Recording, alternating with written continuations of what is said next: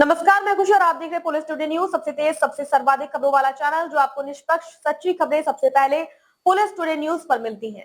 ऐसे ही latest update पाने के लिए हमारे चैनल को सब्सक्राइब करें, लाइक करें, बेल आइकन को प्रेस करना ना भूलें। अगर आप हमें फेसबुक, यूट्यूब, ट्विटर के माध्यम से देख रहे हैं तो हमारे चैनल को फॉलो करें, कमेंट करना ना भूलें। धन्यवाद। बिस्मिल्लाहिर्रहमानिर्रहीम। अस्सलाम वालेकुम व रहमतुल्लाहि व बरकातहू। मौज़िज़ हाज़रीन इकराम, बुज़ुर्गान कौम और मिल्लत, मेरी इज़्ज़तदार माँ और बहनों, गयूर नौजवान साथियों, मैं आप तमाम का दिल की गहराइयों से शुक्रिया अदा करता हूँ कि आपने अपना कीमती वक्त निकाल कर आज सहारनपुर की इस मुबारक सरज़मीन पर जो उलमा, मशाइखीन और मुहद्दिसीन की सरज़मीन है, यहाँ पर आपने आकर हज़ारों की तादाद में मजलिस इत्तेहादुल मुस्लिमीन के एक जलसे को आपकी मौजूदगी से, आपकी दुआओं से आपने ना सिर्फ इसको कामयाब कर दिया बल्कि आपकी मौजूदगी पूरी मगरबी यूपी को और उत्तर प्रदेश की हुकूमत को एक पैगाम देते हैं कि अब की बार इंशाअल्लाह ताला हम दरी नहीं बिछाएंगे, अपने नेता को बनाएंगे इंशाअल्लाह ताला। शहनशीन पर मौजूद मगरब यूपी के सदर जनाब महताब चौहान साहब, उत्तर प्रदेश के सदर जनाब शौकत अली साहब, इस अजीमुशान जलसे के ऑर्गेनाइज़र जनाब मरगूब हसन साहब,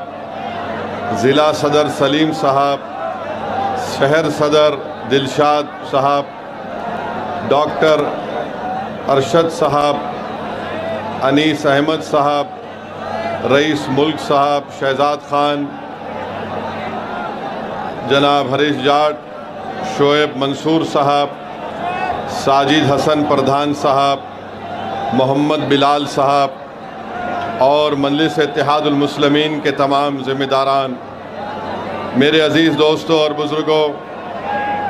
आप जानते हैं कि मजलिस के जो मुखालिफीन हैं वो हमेशा एक झूठा इल्ज़ाम मजलिस इत्तेहादुल मुस्लिमीन पर लगाते हैं कि मजलिस इत्तेहादुल मुस्लिमीन एक फ़िरक़ा परस्त कम्युनल पार्टी है। मैं आपको ये बताना ज़रूरी समझता हूँ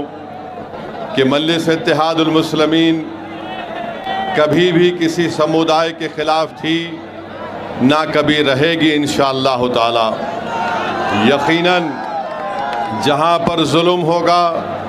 जहाँ पर नाइंसाफ़ी होगी, जहाँ पर संविधान के मुताबिक हमको इज़्ज़त की निगाहों से नहीं देखा जाएगा, जहाँ पर हमारी इबादत गाहों को तोड़ने की कोशिशें की जाएंगी, जहाँ पर हमारी शरीयत में मदाखलत की बात होगी, तो यकीनन संविधान जिसको बाबा साहिब अम्बेडकर ने बनाया मुझे इस बात की इजाज़त देता है कि मैं अपने हक़ के लिए लड़ूं, मैं एहतजाज करूं और मैं अपनी बात को संविधान के दायरे में रहकर जनता के सामने रखूं। आज इस बात को कहने पर मेरे हुकूक़ का मुतालबा करना, इज़्ज़त और हिस्सेदारी की बात करना, अगर ये फ़िरक़ा परस्ती है तो जो सियासी पार्टी हमको फ़िरक़ा परस्त कहती है, मैं ये समझता हूँ कि दुनिया के सबसे बड़ी फ़िरक़ा परस्त पार्टी तुम लोग हो, जो मजलिस इत्तेहादुल मुस्लिमीन, जो गरीब और मज़लूमों के हक़ और इंसाफ की लड़ाई लड़ रही है। मेरे अज़ीज़ दोस्तों और बुज़ुर्गों,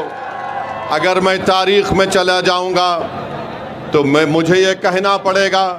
कि उत्तर प्रदेश की आवाम ने बरसों कांग्रेस का साथ दिया, उनको इख्तिदार दिया, उनको सत्ता दी। आज बताओ, आज उत्तर प्रदेश में अगर मुस्लिम नौजवानों में सबसे ज़्यादा बेरोज़गारी है,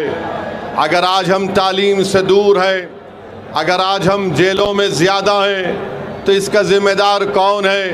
इसका ज़िम्मेदार वो पार्टी है जिसको आपने वोट दिया था, हमारे बुज़ुर्गों ने ये वोट दिया था। ये समझ कर वोट दिया था कि नाइंसाफ़ी नहीं होगी। बाबरी मस्जिद की शहादत हुई, मरकज़ में किसकी हुकूमत थी बताओ? उस वक्त मुल्क का वज़ीर आज़म असदुद्दीन ओवैसी नहीं था, उस वक्त मुल्क का वज़ीर आज़म कांग्रेस पार्टी का था। हाशिमपुरा मलियाना का फसाद हुआ, कौन मुख्यमंत्री और प्रधानमंत्री थे बताओ, जो हमको आज फ़िरका परस्त कहते हैं। मेरे अजीज़ दोस्तों और बुज़ुर्गों, दूसरी तरफ आप देखते हैं कि मजलिस क्या पैगाम देती है। मजलिस ये पैगाम देती है कि अगर दलित खड़े होकर अपने नेता को कामयाब करने के लिए लड़ता है तो बराबर वो सही बात है। अगर उत्तर प्रदेश के मुख्यमंत्री गो उनका ताल्लुक बीजेपी से है, मगर आज आप जानते हैं कि उत्तर प्रदेश में अगर किसी को फ़ायदा हो रहा है तो उस समुदाय को फ़ायदा हो रहा है जिसका अंग्रेज़ी में लफ्ज़ शुरू होता है कैपिटल टी से, उन्हीं को फ़ायदा पहुंच रहा है। अगर समाजवादी कहती है कि हम पीडीए की बात करते हैं, मगर पीडीए की बात करने वाले उनको तकलीफ़ उसी वक्त होती है जब मध्य प्रदेश का बीजेपी के मुख्यमंत्री पर अंग्रेज़ी अखबार ने लिख दिया कि इन्होंने उस जगह पर अपनी ज़मीन को ख़रीदा जहां पर मध्य प्रदेश की हुकूमत अपने डेवलपमेंट के प्रोजेक्ट्स को ला रही है। तो यही समाजवादी पार्टी के अध्यक्ष जनाब अखिलेश यादव साहब ने कह दिया कि बीजेपी एक यादव मुख्यमंत्री को हटाना चाहती है, वो फ़िरका परस्ती नहीं है। यही समाजवादी पार्टी जब वफ़ का काला कानून नरेंद्र मोदी की हुकूमत पार्लियामेंट में बना रही थी, अखिलेश यादव की तकरीर आपके सामने है, सुन लीजिए यूट्यूब पे जाकर उन्होंने क्या कहा और क्या कहना चाहिए था। मेरे अजीज़ दोस्तों और बुजुर्गों, मुझे आप बताइए, अगर मैं संविधान के दायरे में खड़े होकर आज यहाँ पर कह रहा हूँ कि सहारनपुर में लकड़ी का काम मुतासिर हो गया और यहाँ से कारोबार जयपुर चला गया, तो क्या ये फ़िरका परस्ती है? क्या ये फ़िरका परस्ती है? बताओ, अगर सच्चाई को बयान करना फ़िरका परस्ती है तो खुदा की कसम अल्लाह जब तक मुझे जिंदा रखेगा मैं हक और सच को बयान करता रहूँगा। आप बताइए, एनकाउंटर होता है, बुलडोजर से घर को तोड़ा जाता है, कोई अपनी ज़बान को जुम्बिश नहीं देते, और जब हम कहते हैं तो कहते हैं कि माहौल को ख़राब करना चाहता है। अरे मेरे भाई, माहौल ख़राब जो कर रहा है, जो जुल्म कर रहा है, अगर जुल्म करने वाले को जालिम कहना फ़िरका परस्ती है तो तुम तैयार हो जाओ, हम रुकने वाले नहीं हैं, हम जालिम को जालिम बोलेंगे इंशाअल्लाह ताला। मेरे अजीज दोस्तों और बुजुर्गों, बिहार में पिछले साल चुनाव हुआ, मजलिस ने आरजेडी से कहा, कांग्रेस से कहा,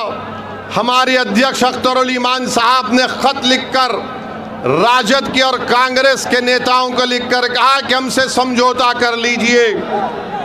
हमको सिर्फ 6 सीट दीजिए, हम तुम्हारे साथ लड़ने को तैयार हैं। तो राजद और कांग्रेस के नेताओं ने कहा ये मजलिस फ़िरका परस्त पार्टी है, हम इनसे हाथ नहीं मिलाएंगे, इनसे बात नहीं करेंगे। आपको बताना ज़रूरी समझता हूँ कि हमारे 4 विधायक को राजद और कांग्रेस ने तोड़ लिया,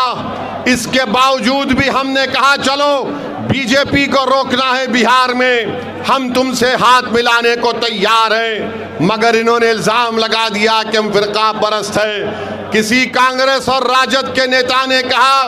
कि ओवैसी जानता है कि हमारे बगैर नहीं जीत सकता, वो कमज़ोर है, इसीलिए वो हमसे हाथ मिलाना चाहता है। मैंने उस वक्त भी कहा, बिहार की सरजमीन और सीमांचल की सरजमीन में खड़े होकर कहा, और आज सहारनपुर की मुबारक सरजमीन में खड़े होकर कह रहा हूं, मैं आज भी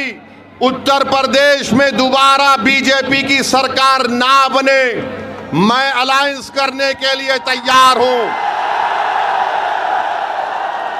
मैं आपके दरमियान में खड़े होकर कह रहा हूं, मैं भी नहीं चाहता कि दोबारा बीजेपी की सरकार बने, मगर अगर अगर ये सेक्युलर अपने आप को बोलने वाली पार्टी ये कहेगी कि नहीं ओवैसी कमजोर है, वो जीत नहीं सकता, उसके पास सिर्फ एक वोट है, वो तुम है। वो क्या कहते हैं, तुम्हारे पास एक वोट है।